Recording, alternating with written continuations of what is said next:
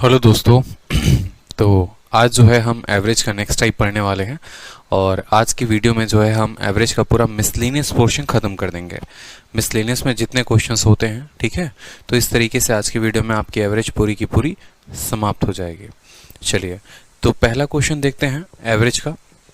Miscellaneous का पहला question है आपके शीट का क्वेश्चन नंबर 149। सवाल देखिए, बोला गया है एक व्यक्ति है जो ऑफिस जाता है 60 किलोमीटर प्रति घंटे की रफ्तार से, ठीक है, कार से, और वापस आता है वो 30 किलोमीटर प्रति घंटे की रफ्तार से कार से।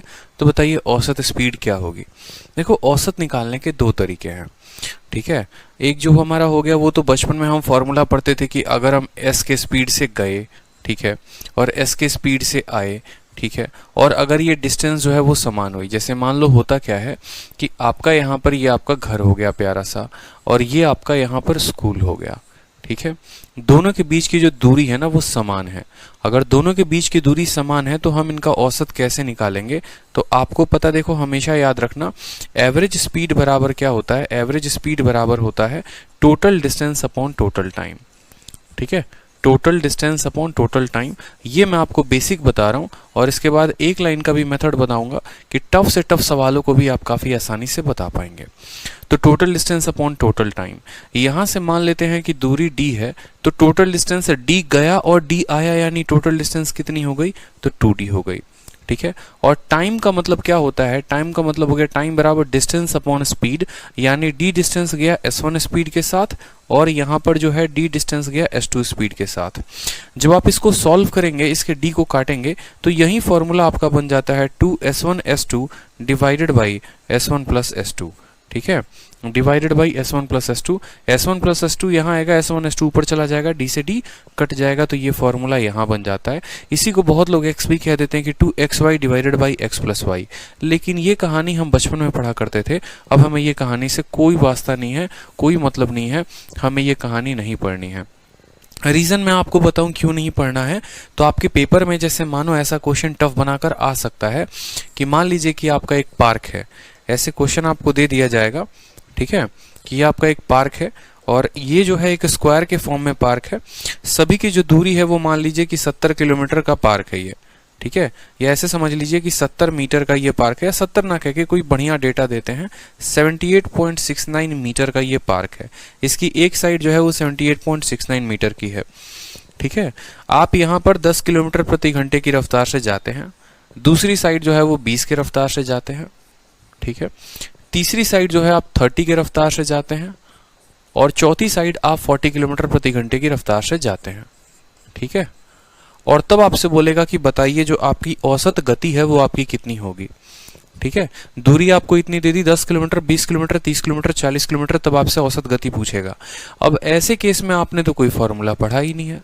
दो के केस में याद कोई स्टूडेंट कर लेता है, क्या कर लेता है, 2xy upon x plus Y. तीन अलग अलग गति दी जाती है तो वो भी याद कर लेता है, 3xyz divided by xy plus yz plus zx। दुनिया के हर छोटी बड़ी किताब में ये दो चीज़ें मिल जाती हैं, लेकिन क्या आपको इसका सॉल्यूशन मिलेगा। स्क्वायर का मिल भी गया तो कल के दिन अगर आपका पेंटागन या हेक्सागन पे क्वेश्चन दे दे कि एक पार्क ऐसा है, ठीक है, या ये 6 शहर हैं, पहले शहर से दूसरे शहर 30 के रफ्तार से, दूसरे से तीसरे 40 के रफ्तार से, इस तरीके से कर करके जो है आपको क्वेश्चन बढ़िया बनाकर दिया जा सकता है। तो आप औसत गति कैसे निकालेंगे। आपको कुछ नहीं करना, आपको सिंपल एक बात का ध्यान रखना है कि यार एवरेज स्पीड का मतलब मेरा बस इतना समझ लो, ठीक है। मुझे क्या करना है, सभी स्पीड को लेना है। आपको यहाँ पर स्पीड को लिखो, यहाँ पर 10 हो गया, यहाँ पर स्पीड लिखो 20 हो गया, यहाँ 30 हो गया और यहाँ 40 हो गया। एकदम टाइम एंड वर्क वाला कंसेप्ट लगाना है आपको, और कुछ नहीं करना, टाइम एंड वर्क का कंसेप्ट होना चाहिए। तो टाइम एंड वर्क के कंसेप्ट में क्या होता था कि यहाँ पर हम सभी का क्या लेते थे, एलसीएम लेते थे 40, 10 का 4 गुना, 20 का 2 गुना, ठीक है। इन सब का एलसीएम 40 नहीं 120 लेंगे हम यहाँ पर, ठीक है। 10, 20, 30, 40 का एलसीएम कितना हो गया, 120। 10 से 12 बार में, ठीक है। 20 से कितनी बार में, यहाँ पर 20 से हमारा 6 बार में, 30 से 4 बार में और 40 से 3 बार में। ये जो होता है जनाब, आपको नोट करना है कि ये आप लिखते जो हैं वो क्या लिखते हैं, ये आपकी स्पीड होती है, ठीक है। यहाँ पर जो वैल्यू आप नोट करते हैं ये वैल्यू आपकी टाइम आती है, ठीक है, और ये जो वैल्यू होती है ये आपकी डिस्टेंस होती है, ठीक है, ये आपकी वैल्यू कितनी होती है, ये आपकी डिस्टेंस होती है। तो जो एवरेज स्पीड का कंसेप्ट होता है वो क्या होता है, एवरेज स्पीड का जो कंसेप्ट होगा वो होगा टोटल डिस्टेंस, टोटल दूरी तय की वो कितनी की, 120 120 120 120, यानी 120 का 4 गुना, 4 साइड है तो 4 गुना, और टोटल टाइम कितना लिया, तो 6 और 4 10, 10 और 12 22, 22 और 3 कितना ले लिया, 25 ले लिया। 5 से काटो तो 5 बार में जाएगा, 5 से काटो तो 24 बार में जाएगा। ठीक है, 96/5 हो जाएगा आपका स्पीड, यानी ऐसे भी कह सकते हो 19.2 किलोमीटर प्रति घंटा। ये जो है मेरी औसत गति है 19.2। ठीक है, 19.2 जो है हमारी औसत गति आ जाएगी। अब नो मैटर आपका डिस्टेंस वो 78.69 दे रहे हैं या 10 किलोमीटर दे रहे हैं या 5000 किलोमीटर दे रहे हैं, आपकी दूरी पर ये सवाल डिपेंड ही नहीं करती है। बिना दूरी का पता लगाए भी जो है आप यहाँ पर औसत गति निकाल सकते हैं। करना कुछ नहीं है, सभी स्पीड को रखना है, उनका एक एलसीएम लेना है, आपका टाइम आ जाएगा। टोटल डिस्टेंस के लिए हमेशा ध्यान रखना गुना करना है, ये कभी टोटल डिस्टेंस नहीं होता, ये एक साइड होती है 120। ऐसे आपको टोटल 4 राउंड लगाने हैं, 1 round 2 round 3 round 4 round 4 round लगाएं।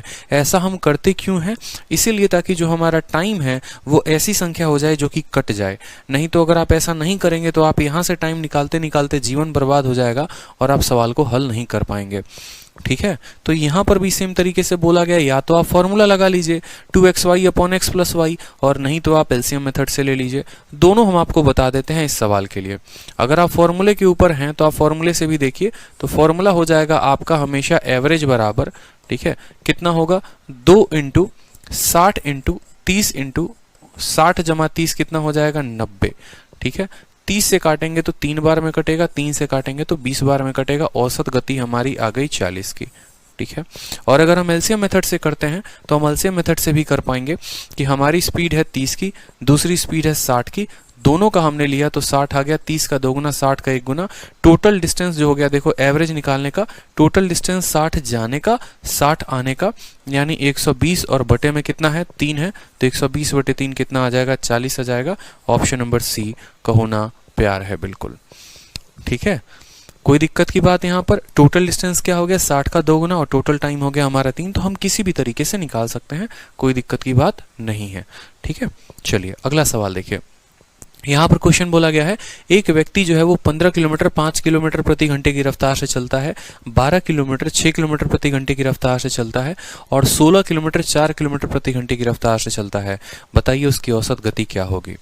देखो कोई दिक्कत नहीं है, सेम तरीके से हमें औसत गति निकालना है तो एवरेज स्पीड का फंडामेंटल एक ही होता है भैया। देखो एवरेज स्पीड बराबर टोटल डिस्टेंस, जितना आप दूरी तय करेंगे और जितना आप समय लेंगे, जितना दूरी तय करेंगे और जितना आप वक्त लेंगे उस दूरी को तय करने में, ये होता है आपका। तो अगर आप टोटल डिस्टेंस की बात करेंगे तो आपने दूरी कितनी तय की है, यहाँ पे 15 किलोमीटर यहाँ तय किया है आपने, 16 किलोमीटर यहाँ पर तय किया है आपने, और इसके अलावा 12 किलोमीटर यहाँ पर तय किया है। तो 15 और 12 हो गए आपके 27 किलोमीटर, 27 10 37 और 37 और 6 43 किलोमीटर आपने टोटल दूरी तय की है। ठीक है, और जो टाइम लगा है वो देख लीजिए कितना लगा है। ठीक है, तो टाइम बराबर होता है डिस्टेंस अपॉन स्पीड, यानी डिस्टेंस जब 15 किया था तो स्पीड आपकी 5 थी, डिस्टेंस जब 12 किया था तो स्पीड आपकी 6 थी, और डिस्टेंस जब आपने 16 किया था तो स्पीड आपकी 4 थी। तभी तो 16 12 28 और 15 43 हो गया।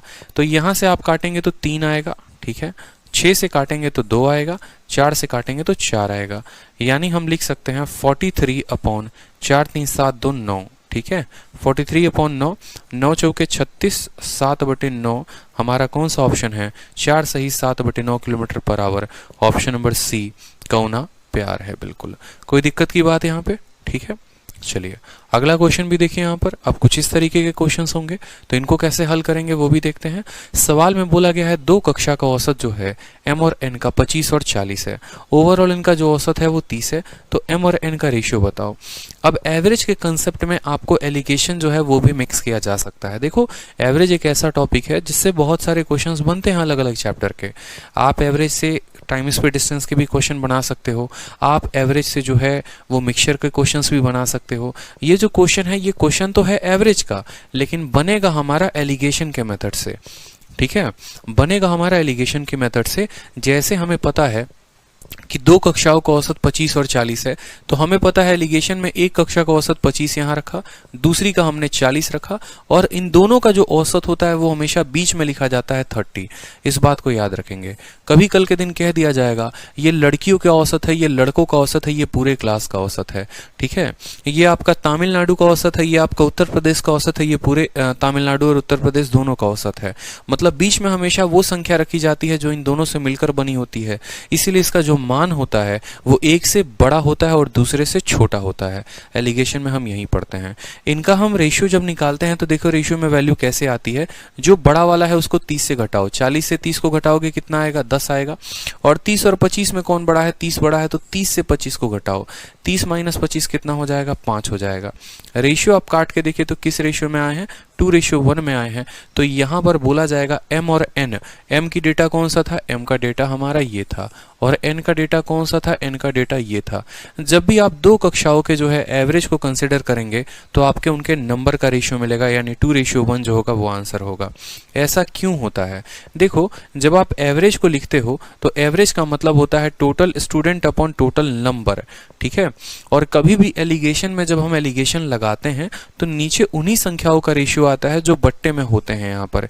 यही कारण है कि जब आप कॉस्ट प्राइस में एलिगेशन लगाते हो तो कॉस्ट प्राइस जैसे लिखते हैं 2 रुपए प्रति किलो, मान लो 2 रुपए पर केजी, ठीक है, कि कोई भी जैसे मान लो ये मार्कर है, ठीक है, या फिर चीनी लेकर आते हो 40 रुपए किलो, तो जो किसके रेस्पेक्ट में कहा जाता है, किलो के, इसीलिए यहाँ पर क्वांटिटी का जो है वो रेशियो आता है।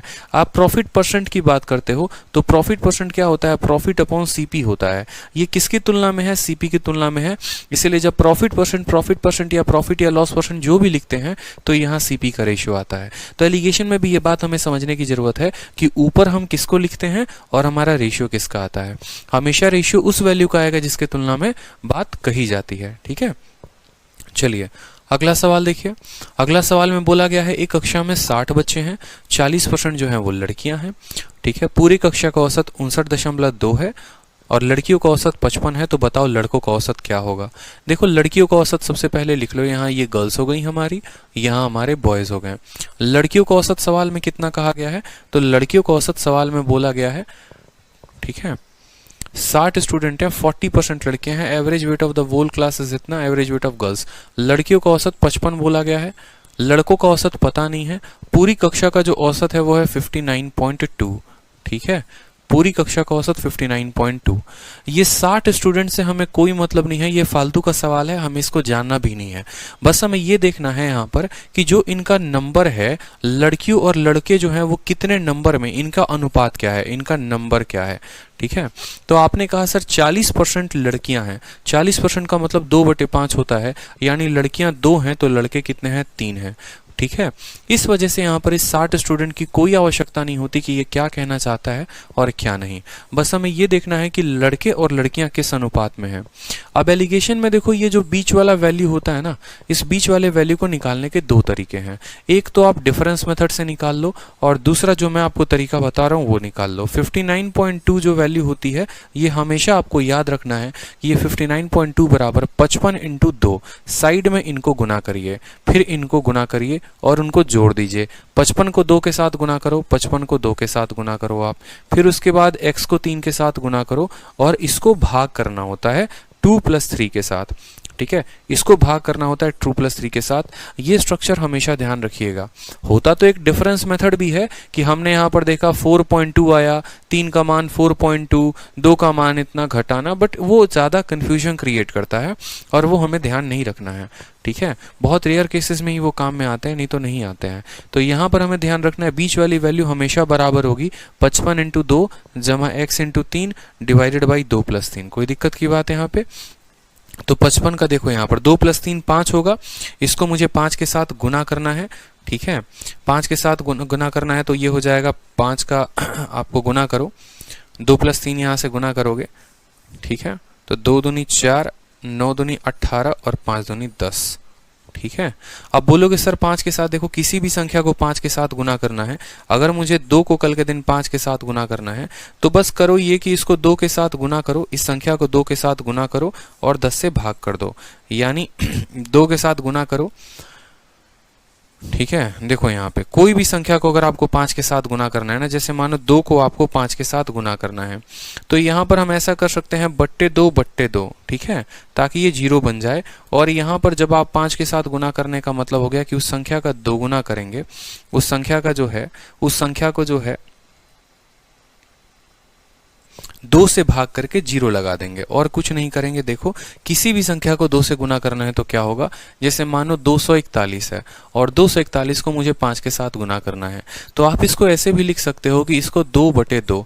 अब ये 5 और 2 क्या बना देता है, 10 बना देता है, यानी आप लिख सकते हो 241 इंटू 10/2, ठीक है। और फर्दर इसको ये भी कह सकते हो, मान लो ये 242 था, ठीक है, तो 1210, यानी हम सीधा सीधा यहाँ पहुंच सकते हैं। किसी भी संख्या को 5 से गुना करना है, यानी उसका 2 गुना, उसको आधा करके 0 लगा दीजिए, उसको आधा करके 10 से मल्टीप्लाई कर दीजिए। समझ में आ गई बात? तो जैसे मुझे यहाँ पर इसको 5 से गुना करना था, मैंने कहा इसका आधा करता हूँ, 2 दूनी 4, 2 9 18, 2 6 12, ठीक है, और 10 से गुना कर दिया, 10 से गुना कर दिया तो डेसिमल हमारा हट गया।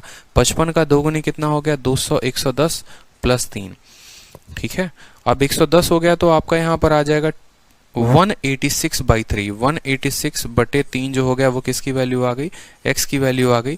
3 से 63 बार में काटेंगे तो x की वैल्यू कितनी आ गई, लड़कियों की औसत 63 kg आ गई, हमारी सवाल में दिया गया है। फिर से समझ लीजिए हमने किया क्या है, हमने यहाँ पर लड़कियों का औसत रखा, लड़कों का औसत रखा, टोटल औसत रखा, नंबर रखा और x की वैल्यू हमने निकाल दी, ठीक है। बहुत सारे स्टेप हमने सीखे, बीच में कौन सी वैल्यू आती है, कैसे निकालते हैं, 5 का गुना भी हमने यहाँ पर सीखा।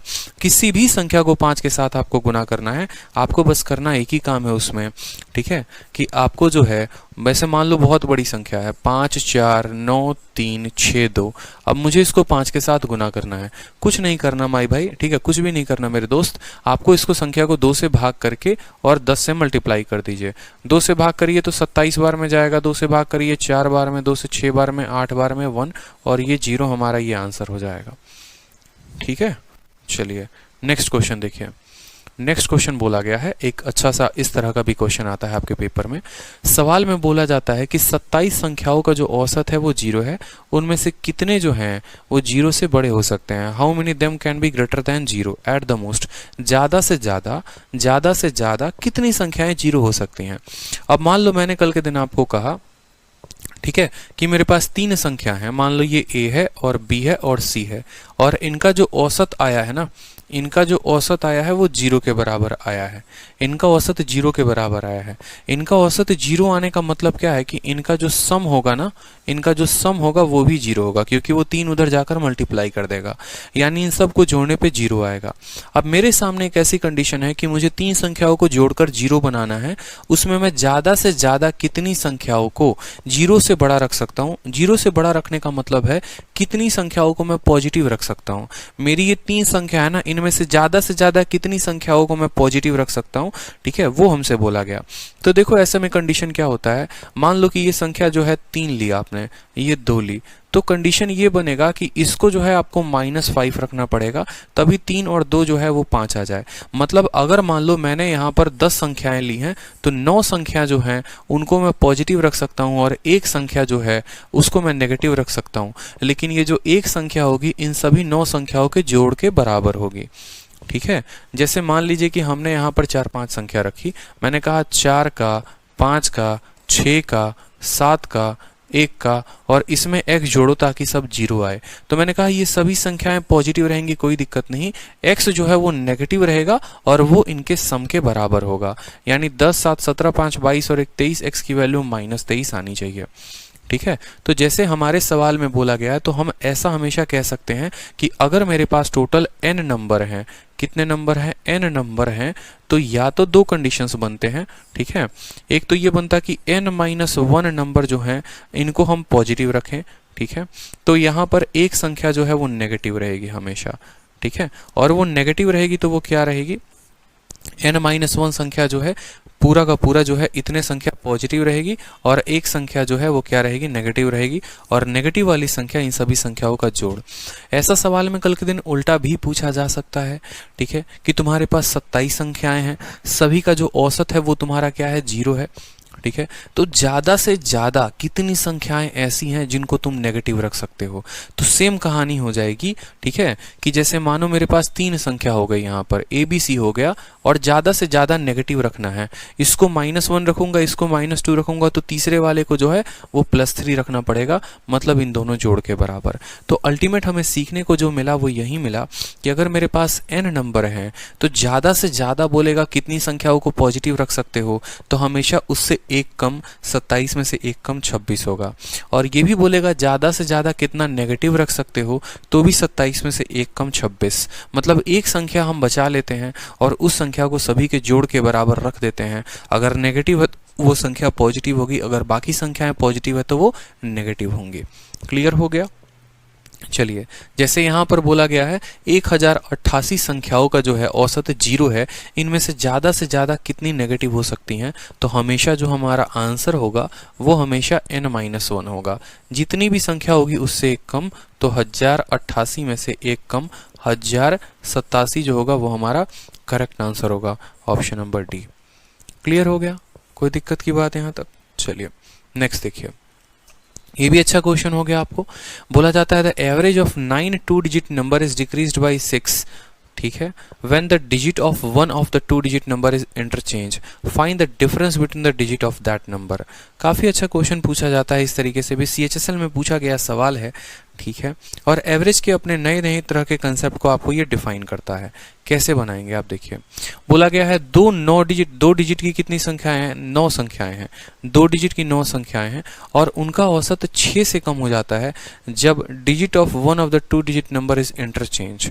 जैसे मानो मैंने आपको कहा मेरे पास 2 डिजिट की 9 संख्याएं, हो सकता है 21 हो, 53 हो, इस तरीके से करते करते टोटल मेरे पास 9 नंबर्स हैं, 9 नंबर हैं। जैसे हो सकता है अगर मैंने गिनती शुरू की तो मानो 21 से, 22 से, इस तरीके से करते करते 30 तक मैंने गिनती लेके चला गया। कोई दिक्कत की बात नहीं है, 30 तक तो नहीं जाएगा, मानो यहाँ पर 29 तक जाएगा और फिर मैंने एक 31 ले लिया, क्योंकि 30 को जब पलटेंगे तो वो 2 डिजिट नंबर नहीं रहेगा।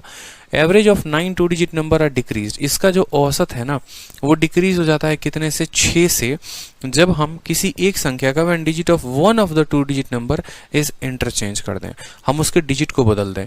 हमेशा अब एक बात ध्यान रखना, एक 2 डिजिट की संख्या है आपकी xy, तो जब आप इसको लिखते हैं तो बोलते हैं कि सर ये 10x + y होता है, ठीक है। और जब आप इसको इंटरचेंज कर देते हैं तो ये xy की जगह yx बन जाता है, और yx को लिखने के लिए आप क्या लिखते हैं? 10y + x लिखते हैं।